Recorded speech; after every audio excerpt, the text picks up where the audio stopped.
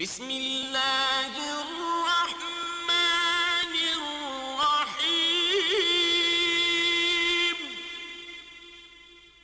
وَلَقَدْ يَسَّرْنَا الْقُرْآنَ لِلذِّكْرِ فَهَلْ مِن مُدَّكِرٍ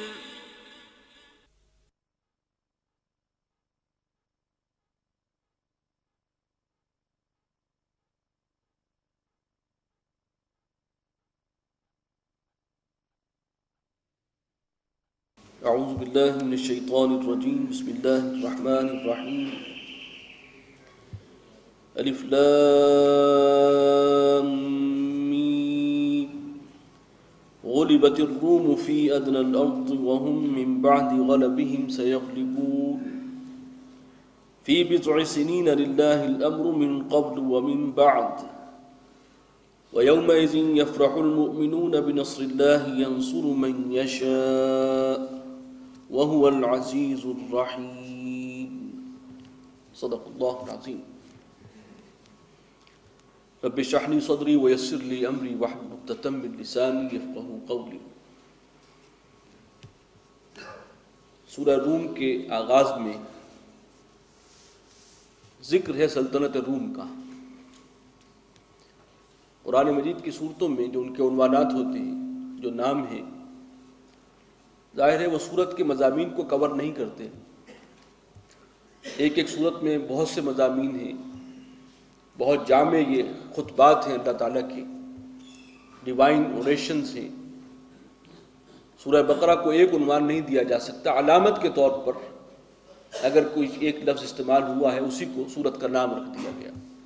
البقرہ، گائے، بنی اسرائیل کی تاریخ کے واقعے میں کہیں اس کا ذکر آیا تو علامت کے طور پر اسی کو نام سورت کا جو ہے اختیار کر لیا۔ اکثر سورتوں کا معاملہ یہی ہے۔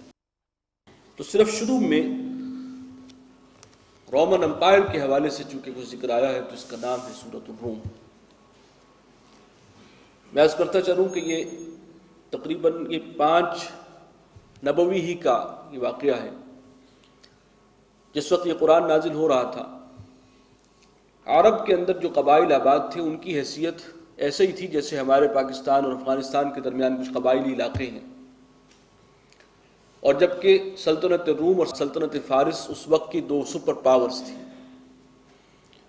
بہت بڑی بڑی طاقتیں تھیں، اسٹینڈنگ آرمیز تھیں، ان کا پورا نظام تھا، تہذیب تھی، سویلائزیشن تھی، اور ان ٹکراؤ رہتا تھا ان دونوں پاورز کا آپس میں۔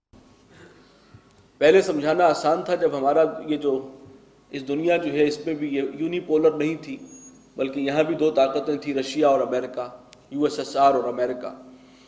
اب بات ختم ہو گئی ہے، لیکن بہرکیف اس وقت 2 سپر پاورز تھیں، کشمکش ہوتی تھی، لڑائیاں ہوتی تھیں۔ تو مکی دور میں سن 5 کے آس پاس ایسا ہوا کہ جو سلطنت فارس ہے یہ لوگ چونکہ بت پرست ہیں، آتش پرست تھے، اور رومن امپائر جو ہے وہ کرسچین تھی، اللہ کو ماننے والی، نبیوں کو، رسولوں کو، کتابوں کو ماننے والی۔ تو آتش پرستوں کو فتح حاصل ہو گئی سلطنت روم پر، اور اس کی خوشیاں منائیں مشرکین نے، یہ سمجھتے ہوئے کہ یہ پھر بھی ہماری لائن کے لوگ ہیں، اور وہ لوگ جو اللہ کو اور رسولوں کو ماننے والے ہیں انہیں شکست ہو گئی۔ تو اس پر جو ہے بڑی بغلیں مچائیں اور مسلمانوں کو انہوں نے چڑھایا۔ اس حوالے سے کافی زوردار شکست ہوئی تھی، بہت بدترین شکست ہوئی تھی۔ قیصر روم جو ہے اور پوری رومن امپائر کا ایک بڑا حصہ جو ہے شام کا پورا علاقہ نکل گیا تھا ان کے ہاتھ سے، اور یہ ایشیائی کوچک تک وہ محدود ہو گئے تھے۔ اس وقت اللہ تعالیٰ نے یہ خوشخبری دی کہ نہیں، ایک وقت آئے گا کہ رومی غالب ہوں گے، اور یہ کچھ سالوں کی بات ہے۔ تو یہ چیز جو ہے، اور اس پر حضرت ابو بکر رضی اللہ تعالی عنہ اور ابو جہل، ان میں شرطیں بھی لگ گئیں۔ ابھی شرط کے حوالے سے شریعت کے احکامات نہیں آئے تھے۔ حضرت ابو بکر کو یقین تھا کہ اللہ کا کلام ہے، اور جو فرمایا گیا کہ چند سالوں کے اندر اندر رومی دوبارہ غالب آئیں گے، اور وہ دن وہ ہوگا کہ مسلمان بھی اپنی فتح کی خوشی منا رہے ہوں گے، تو یقیناً یہ کوئی وقت آنے والا ہے۔ تو انہوں نے کچھ سالوں کا معاہدہ کیا، یعنی شرط میں کہ چند سالوں میں یہ پلٹ جائے گا معاملہ۔ حضور صلی اللہ علیہ وسلم کو علم ہوا تو آپ نے فرمایا کہ 9 سال تک کا اس میں تعین کرو، کیونکہ فی بضع سنین اس لفظ کے اندر 9 سال تک کا احتمال موجود ہے،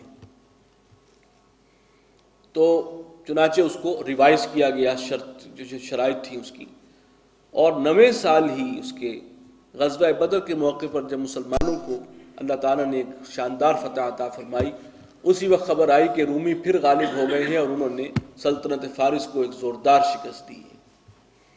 100 اونٹوں کی شرط لگائی گئی تھی، حضرت ابو بکر نے جا کر ابو جہل سے وہ 100 اونٹ وصول کیے۔ ابو جہل تو اس وقت نہیں تھا، بہرحال اس کے کوئی جو وارثین ہوں گے ان سے انہوں نے وصول کیے ہیں، اور وہ بعد میں پھر صدقہ و خیرات کر دیے گئے۔ تو یہ واقعہ ہے قرآن مجید کا ایک وہاں پر زندہ ایک ثبوت تھا قرآن کی صداقت کا، کہ جو قرآن نے وعدہ کیا تھا اس کے مطابق سارے معاملات طے پائے۔ الف لام میم غلبت الروم، شکست کھا گئے ہیں رومی، فی ادنی الارض، قریب کی سرزمین میں، وہم من بعد غلبہم سیغلبون، اور اپنی اس مغلوبیت کے بعد، شکست کے بعد، وہ پھر ان قریب غالب ہوں گے، فی بضع سنین، چند سالوں کے اندر اندر۔ للہ الامر من قبل ومن بعد، اللہ ہی کے ہاتھ میں ہیں تمام معاملات، پہلے بھی اور بعد میں بھی، اگلے پچھلے سب معاملات اللہ کے ہاتھ میں ہیں، ہر شے اس کے اختیار کے اندر ہے، قدرت میں ہے۔ وَيَوْمَئِذٍ يَفْرَحُ الْمُؤْمِنُونَ بِنَصْرِ اللَّهِ، اور اس دن اہل ایمان بہت مسرور ہوں گے اللہ کی مدد سے، انہیں بھی ایک فتح عطا ہوگی اور وہ بھی اس کی خوشی منائیں گے۔ يَنصُرُ مَن يَشَاءُ، وہ مدد فرماتا ہے جس کی چاہتا ہے، وَهُوَ الْعَزِيزُ الرَّحِيمُ، وہ زبردست و غالب ہے، رحم فرمانے والا ہے۔ وعد اللہ، یہ وعدہ ہے اللہ کا، لا یخلف اللہ وعدہ، اللہ تعالیٰ اپنے وعدے کے خلاف نہیں کرتا، ولکن اکثر الناس لا یعلمون، لیکن اکثر لوگ ان باتوں کو نہیں جانتے۔ یعلمون ظاہرا من الحیات الدنیا، یہ لوگ دنیا کی زندگی کے بھی صرف ظاہر ہی کو جانتے ہیں، وہم عن الآخرۃ ہم غافلون، اور آخرت سے یہ لوگ بالکل ہی بے خبر ہیں، غافل ہیں۔ یہ بہت اہم الفاظ ہیں کہ دنیا کی زندگی کے بھی صرف ظاہر کو جانتے ہیں، اس کی اصل حقیقت تو ان پر کھلی ہی نہیں۔ یہ 1400 سال پہلے جتنی بات یہ سچ تھی، آج بھی اسی طرح ہے۔ سائنس کی وجہ سے مائکروسکوپ بھی ایجاد ہو گئی، اور لیزر ٹیکنالوجی بھی آ گئی، اور ٹیلیسکوپ بھی ہیں، آپ نے سب کچھ دیکھ لیا، مشاہدہ کر لیا، ہر چیز کو انالائز کر لیا، حقیقت پھر بھی نہیں معلوم ہوئی۔ یہ سب سطحی علم ہے، بالکل سطحی۔ حقیقت کیا ہے اس کی ایک مثال میں دوں گا۔ حضور صلی اللہ علیہ وسلم ایک مرتبہ مدینہ سے نکلے ہیں، کچھ صحابہ آپ کے ساتھ تھے، تو جیسے شہروں کے باہر کوڑے کرکٹ کے ڈھیر ہوتے ہیں، تو وہیں پر ایک بکری کا بچہ، چھوٹے کانوں والی بکری کا بچہ جو ہے وہ مرا ہوا پڑا تھا۔ تو آپ رک گئے صلی اللہ علیہ وسلم اور صحابہ سے پوچھا، کوئی ہے تم میں سے جو اس کو 1 دینار کے عوض خریدنے کے لیے تیار ہو؟ صحابہ حیران ہوئے، یہ مردار بکری کا بچہ، گلا سڑا گلی سڑی لاش، اس کی کون اس کو لے اور کیوں لے؟ تو حضور نے فرمایا کہ دنیا کی زندگی جو ہے آخرت کے مقابلے میں اس سے بھی گھٹیا اور کمتر، اور تم اس کے لیے ایمان بھی بھیج دیتے ہو۔ یعنی وہ تو خیر صحابہ تھے، لیکن ہمارا معاملہ تو یہ ہے۔ تو یہ ہے اصل حقیقت دنیا کی زندگی کی۔ یہ صرف ظاہر سے واقف ہیں، اس کی حقیقت کو نہیں جانتے۔ اولم یتفکروا فی انفسہم، کیا انہوں نے دھیان نہیں دیا اپنے نفوس کے اندر؟ ذرا اپنے باطن میں جھانک کر دیکھیں۔ ما خلق اللہ السماوات والارض وما بینہما الا بالحق، اللہ نے نہیں پیدا کیا آسمانوں کو اور زمین کو اور جو کچھ ان کے درمیان میں ہے مگر حق کے ساتھ، واجل مسمى، اور ایک مدت مقررہ تک کے لیے۔ باطن میں جھانکیں گے تو انہیں کیسے معلوم ہوگا کہ اللہ تعالیٰ نے حق کے ساتھ پیدا کیا ہے؟ اصل میں یہ اس کا جواب ہے سورہ قیامہ میں۔